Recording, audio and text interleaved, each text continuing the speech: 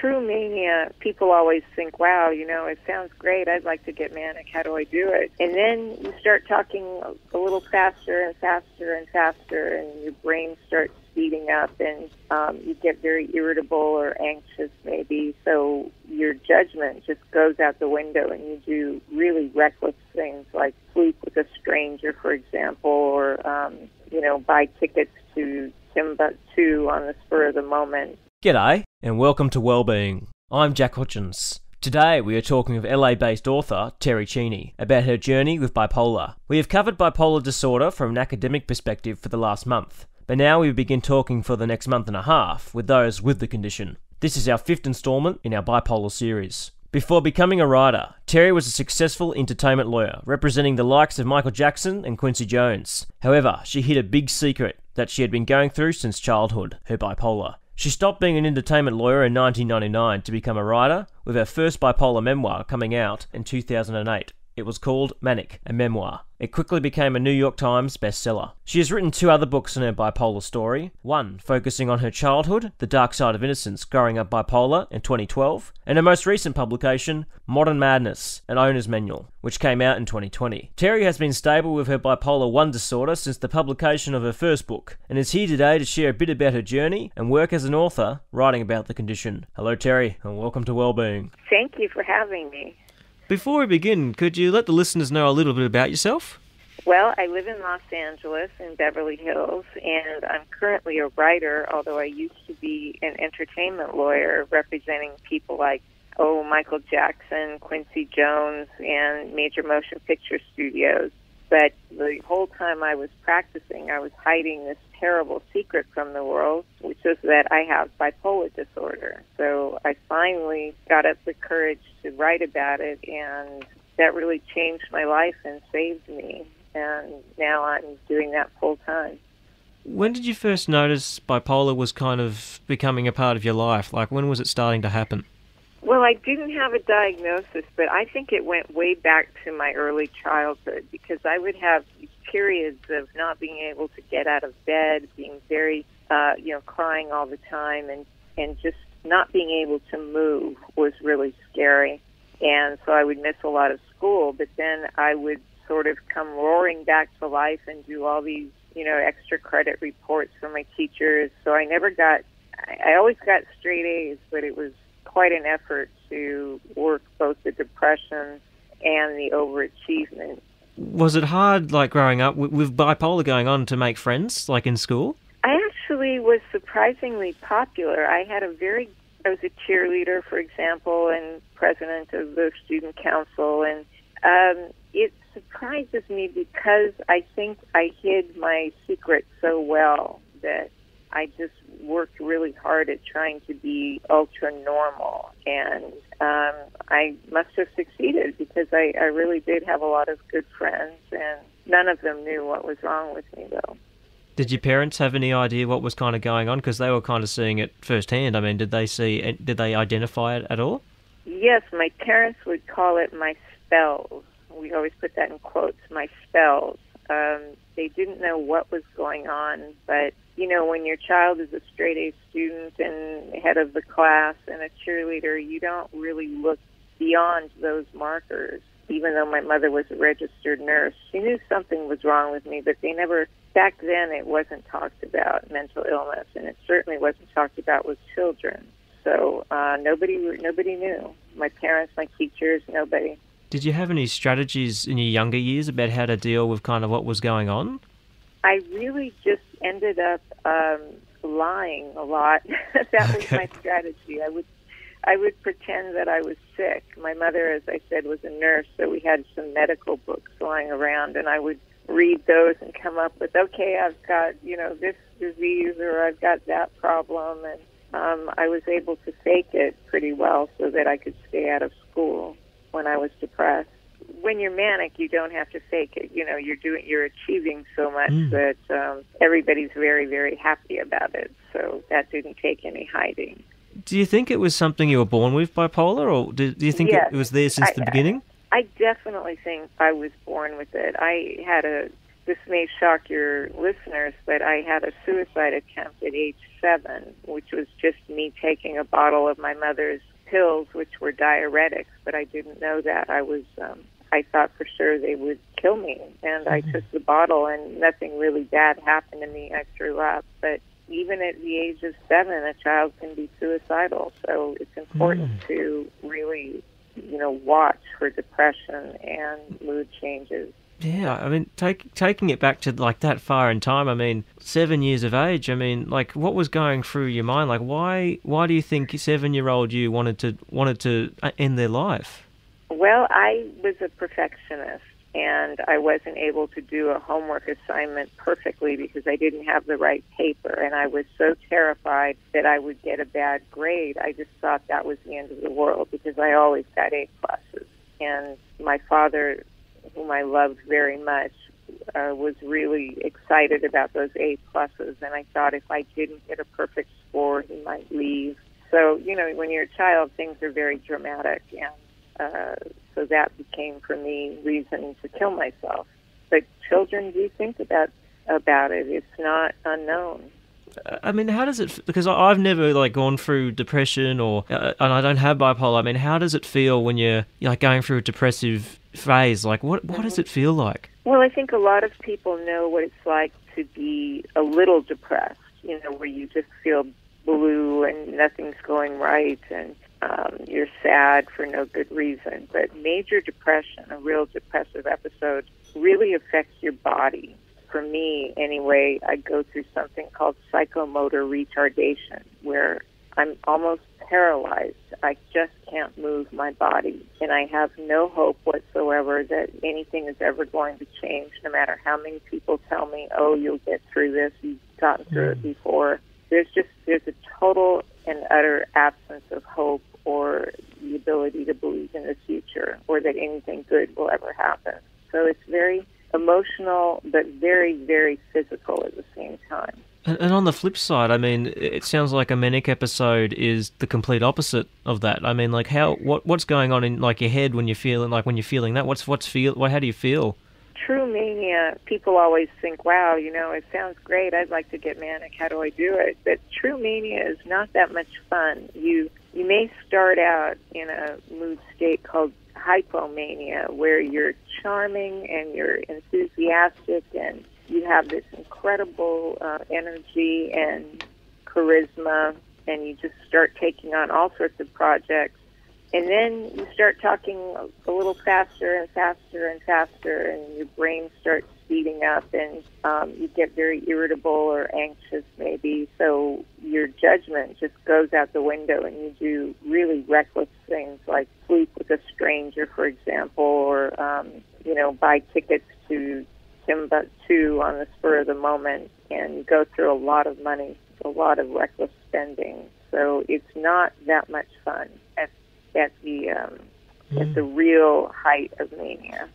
Are there any stories from your life when you kind of went through a manic episode?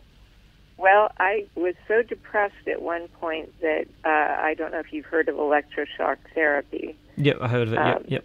Yeah, I actually went through that, and to everybody's surprise, it catapulted me into the worst bout of mania I'd ever had, and I ended up going up the coast from L.A. to a beautiful part of California called Big Sur, where I stayed at this 5-star deluxe resort and just stayed there having the time of my life until I literally spent my last, dollar and had to come home again. But I had really an amazing time while I was doing it, but the consequences of that were terrible. I came home and my relationships were all strained, and I had no more money, and so there's always a catch.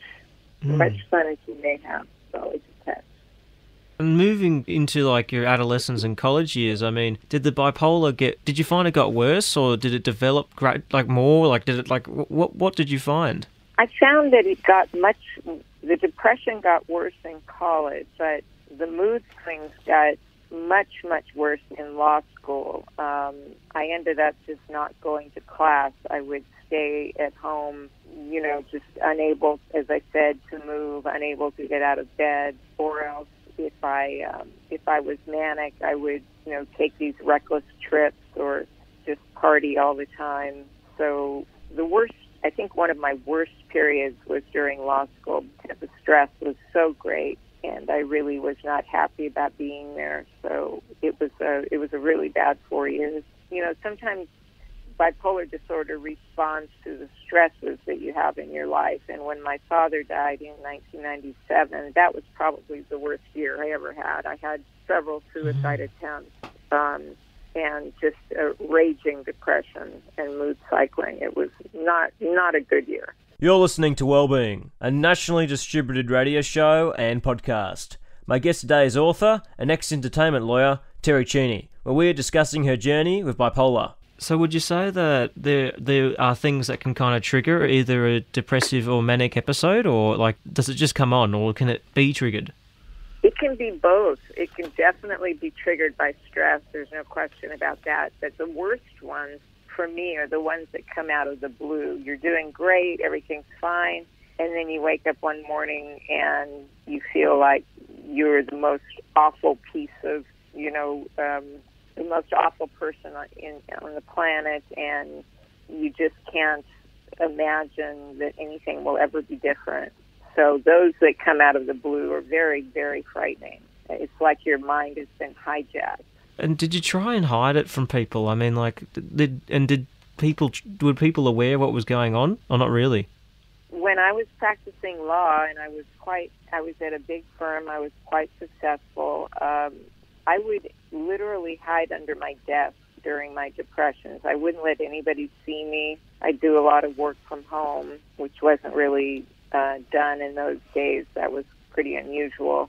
But I think there's something about me having been in the entertainment industry that made it easier to get away with eccentric behavior, because there are so many eccentric people in the movie business. So I think Hollywood is a little bipolar itself.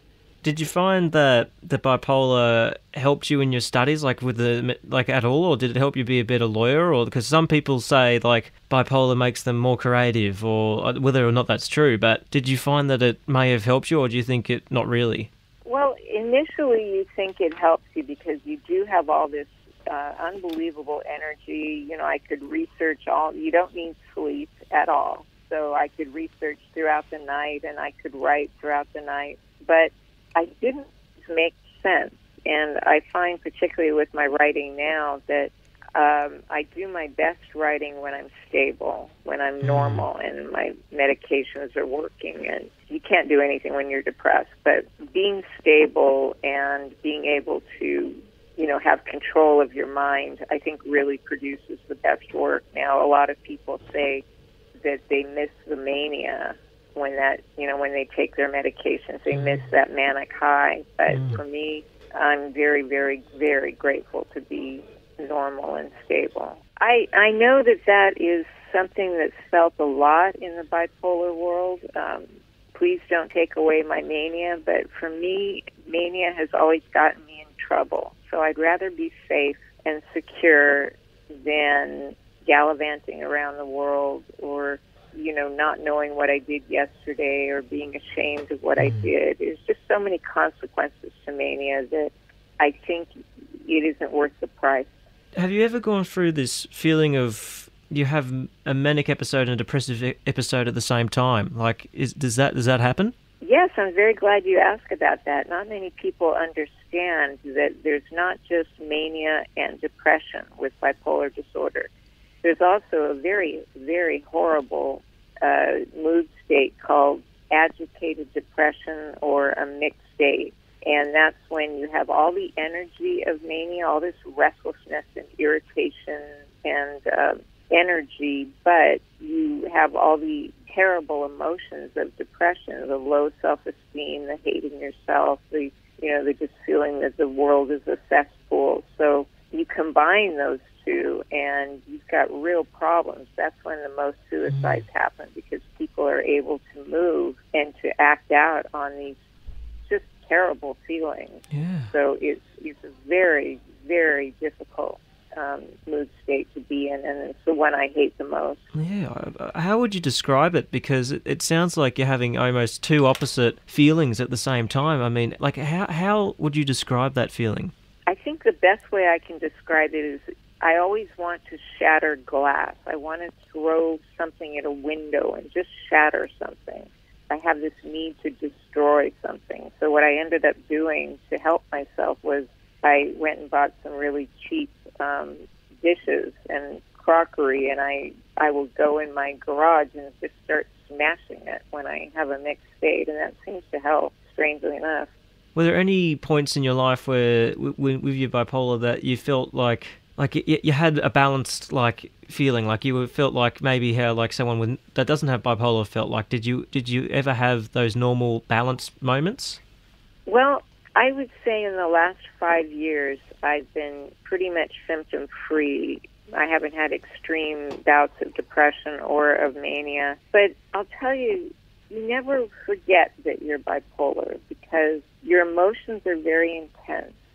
Even in your normal, stable stages, you have intense emotions. When you have a mental illness, you feel like you're kind of separate and different from the rest of the world. So there is that feeling of being an outsider looking in. So there's a lot about mental illness that's traumatic, even when you're not experiencing the symptoms of the disease. So I would say, yes, I've been normal. I've been very sane, but I've also always been bipolar at the same time.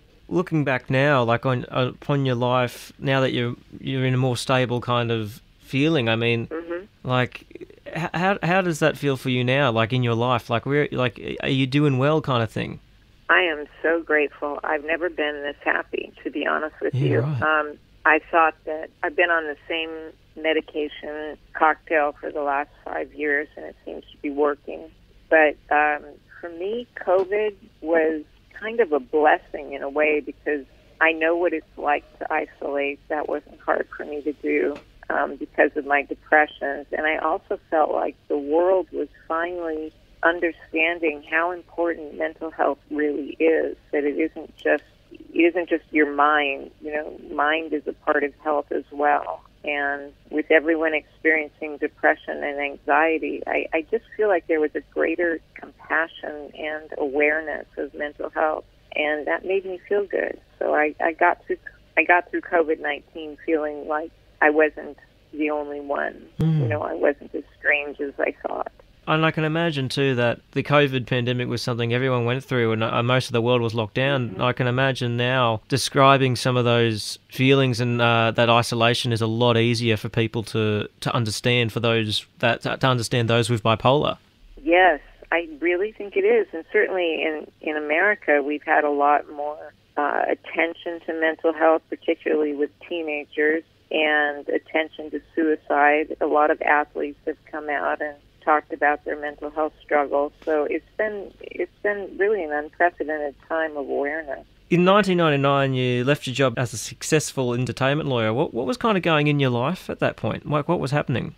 Well, I felt that I had been hiding out for so long. I felt like I couldn't keep the secret anymore. I just couldn't do it. I had started writing, and writing seemed to be very therapeutic, and I realized that's what I've always wanted to do. So I finally just took the plunge, took the leap of faith, and began writing the book that would eventually become Manic. And that came out as an Amazon episode, didn't it?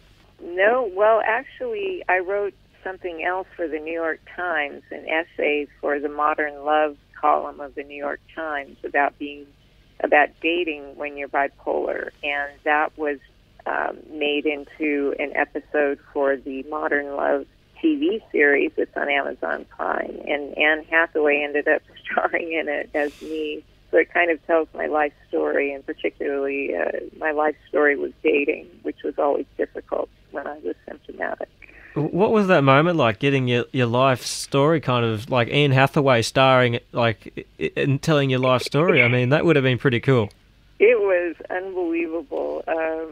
she was very nice. I mean, she was very interested in researching the condition, and we talked on the phone, and I described to her what it felt like to try to get ready for a date and have, and be depressed, and you can't even lift the mascara wand to your eyes because it feels so heavy and you just can't move. And she ended up doing a terrific job, I thought, of portraying depression and mania. It was a very clever episode where they turned the manic episodes into like mini musicals where Anne sings and dances her way through them. So it was very strange and very fun. You're listening to Wellbeing, a nationally distributed radio show and podcast. My guest today is author and ex-entertainment lawyer Terri Cheney, where we are discussing her journey with bipolar. What are some of the challenges in dating when you are bipolar?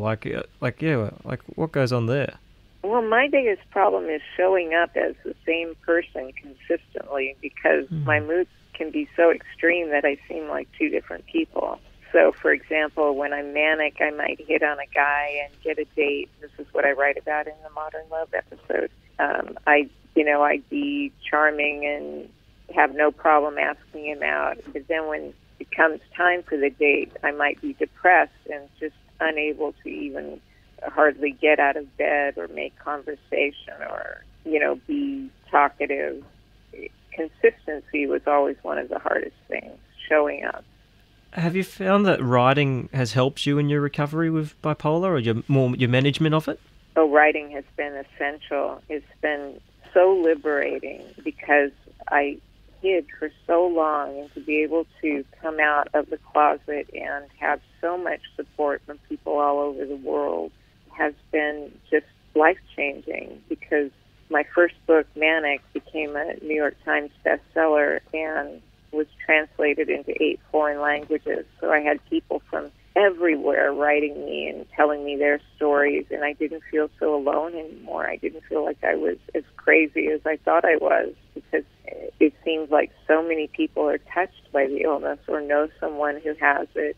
Did you find, while writing Manic, that there was a lot of your recovery kind of took place during that, writing process between, leaving your job as an entertainment lawyer and to when it kind of was published? Was there a lot of, important recovery steps taken? Oh, very much so, because I was actually in the mental hospital that I had to go to for depression while I started Manic. This was after my father died. I was hospitalized, and that's where I really started. I saw a lot of people like me, and I thought everyone was having so much difficulty explaining what they felt. There was no really good vocabulary for what it's like to be bipolar. So I thought, I'm just going to tell it from the inside out, what it feels like inside my body. What does a manic episode feel like, or a depressive episode, or a mixed state? And I really want to give people the words to be able to explain to their loved ones and their doctors what it's like. So that was very helpful for me. Have you found that with bipolar, it's something that is more managed than recovered from? Recovered isn't quite the right word. It's more managed ongoingly. I think you put that well. Yes, it's more controlled than anything else. I don't think there's a cure yet, but I think it can be well controlled with medication and talk therapy, and I'm very into mindfulness meditation as well. I find that is extremely helpful. There are a lot of avenues of recovery, and probably one of the most important one is that you can't drink or do drugs while you're bipolar, because it doesn't allow the medications to work properly in your brain. So being sober is another really important thing. And lots of people drink alcohol, but with bipolar, is that something not that even just on its own without medication in the mix, alcohol and bipolar, not a very good thing to kind of mix? Unfortunately, yes. I wish I had a better answer for you.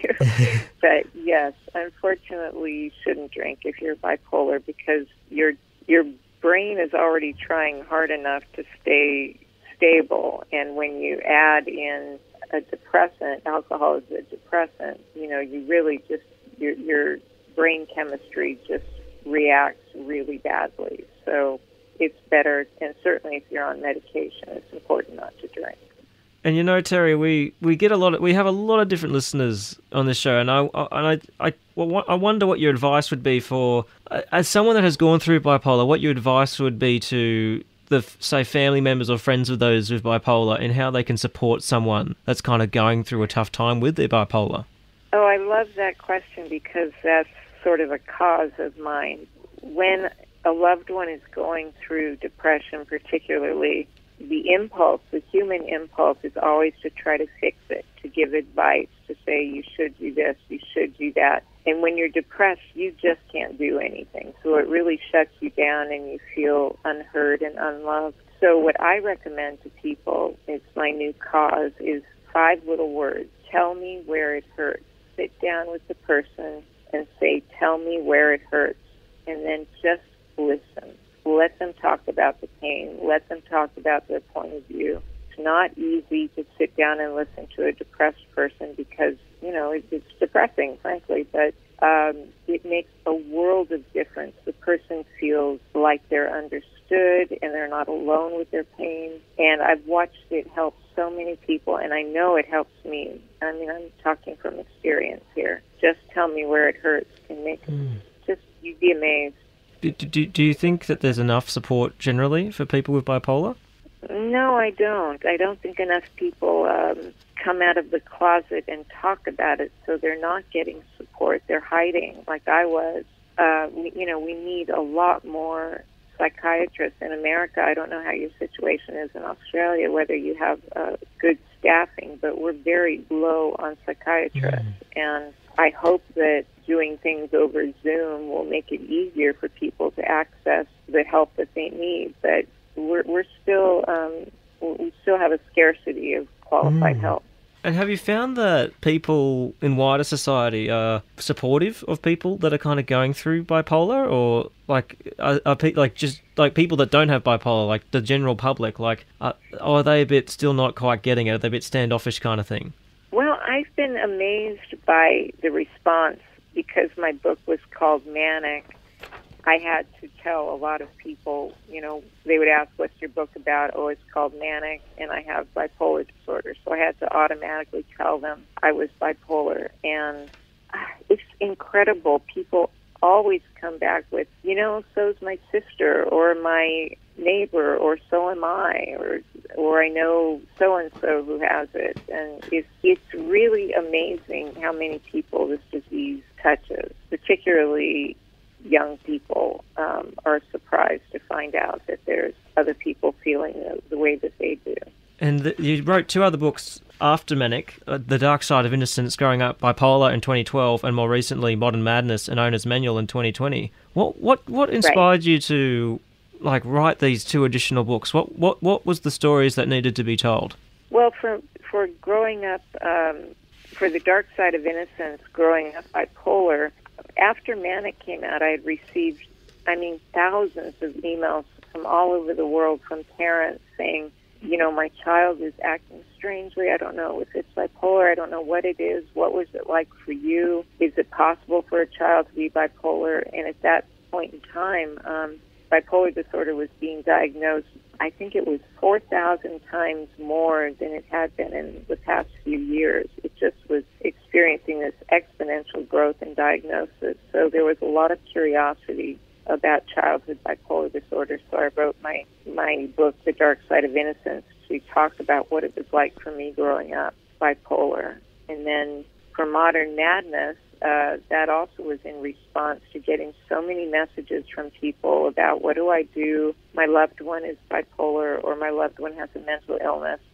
How can I help? What is it like? Can you explain it to me? So Modern Madness really, while it still tells my own stories, it reaches out to family, friends of a loved one with mental illness and gives some actual constructive advice about what you can do and what you shouldn't do. And so that was my latest book, Modern Madness. And what was the writing process like for Modern Madness? Because I can imagine, in describing the condition, how did you kind of approach that? Because it would be a bit difficult to describe a condition to someone that doesn't have it, what was your writing process to really get that right? Interesting question. I try to start with my body and what things feel like. Like mania, for example, you feel the tiny hairs on the top of your arms. You know, you can actually feel those when you're manic. I always try to start first with my body and then go further into my mind, what the emotions are. But I think people relate better to physical descriptions of what it's like. They can imagine it in their own body or their own head. So that's always where I start, and then I just try to cover different aspects of the illness, like suicidality and things that are associated with the illness and what those feel like. Again, I do it my stories, but I think it translates to a more universal chord. Are you working on any other projects at the moment? Are we going to find another Terri Cheney book out soon, or like what's going on? Yes, you are. Thank you for asking. I'm working on a book right now that's called Menace to Society, because that's what I was called by a judge and a psychiatrist when I was drinking and taking all the psychiatric drugs. I got into a lot of trouble, and I was called a menace to society, and I had to recover from, that's called the dual diagnosis, when you have both mental illness and a substance abuse problem, and it's very, very, very common with mental illness to have substance abuse issues. So that's what my latest book is about, having a dual diagnosis and how I recovered from that. Well, Terri, I want to thank you for being on the show today and for making the time. I know you're very busy, so I want to thank you for taking the time to talk about this important topic. I am so thrilled that you're covering this topic. It means so much to me and to all the people who are suffering with the illness. Just to know that people care and are interested, it can save someone's life. So thank you very much. My guest today was Terri Cheney, author of the bipolar memoir, Manic, a Memoir. Tune in next week as we continue talking with those with bipolar, when we speak with author Natasha Tracy about her bipolar journey. And if you like this content, check out the Wellbeing podcast on Apple Podcasts or Spotify for more. Thank you for listening. I'm Jack Hodgins, and all of us at Wellbeing wish you well.